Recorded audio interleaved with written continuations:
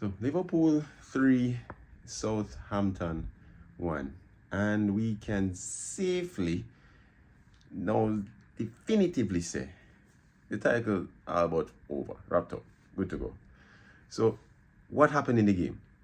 I might say that there were some little issues, little complacency, so to speak, and I thought that Liverpool handled it very well.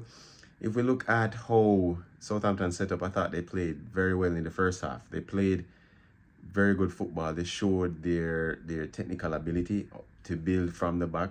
They pressed well in the first half, pressing in terms of how they got to Trent Alexander-Arnold, having an outlet on the left-hand side, and constantly went at Liverpool. I thought Liverpool were a little bit uneasy and a little bit tentative as to how Southampton played or were playing through their press, and I thought they were a little bit passive and end up being just a freak of nature goal where lack of communication or miscommunication from Van Dijk and Alisson leading to the first goal of the match, first goal and the only goal for Southampton. Now, some may say that's a foul, maybe not, could have handled it better, but all in all, I thought Liverpool's response in the second half was pretty good. And I thought how they came out the second half pretty much showed how champions are supposed to play. How champions are supposed to navigate through the press and just have that little relaxation, composure to say, all right, we need to just up our game, up the press a little bit, and get the job done. Now, let's talk about the main person, the huge elephant in the room. Who's Darwin Núñez? Ladies and gentlemen, I've always backed Darwin Núñez to do well.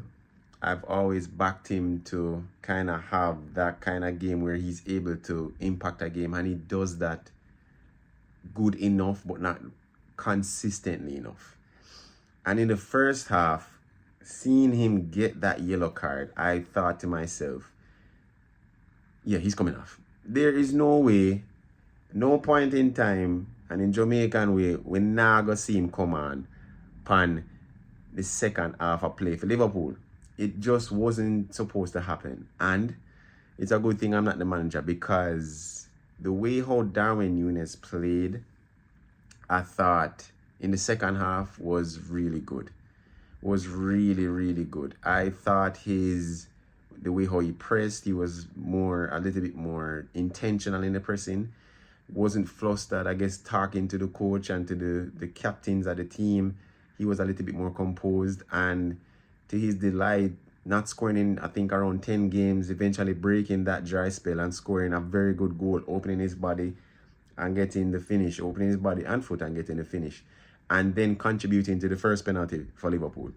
So we can say if Darwin Núñez can put his head in the game where he's able to just stay composed, have a little bit of composure, he can be one, if not one of the greatest strikers in the world. But the issue with Darwin Núñez is that I think I've always said there's a mental block. When things don't go your way, there's a mental block and you overprove yourself to some extent. And Mohamed Salah doing Mohamed Salah things.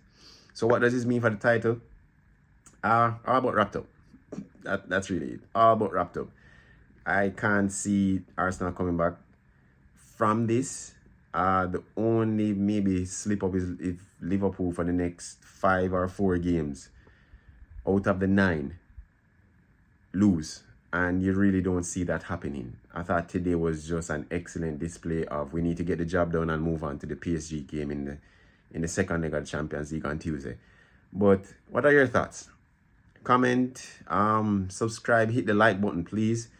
But let's have a conversation in the comments. Let's have a conversation, whether you're an Arsenal, Tottenham, Manchester United fan, Chelsea fan, or a fellow Liverpool fan.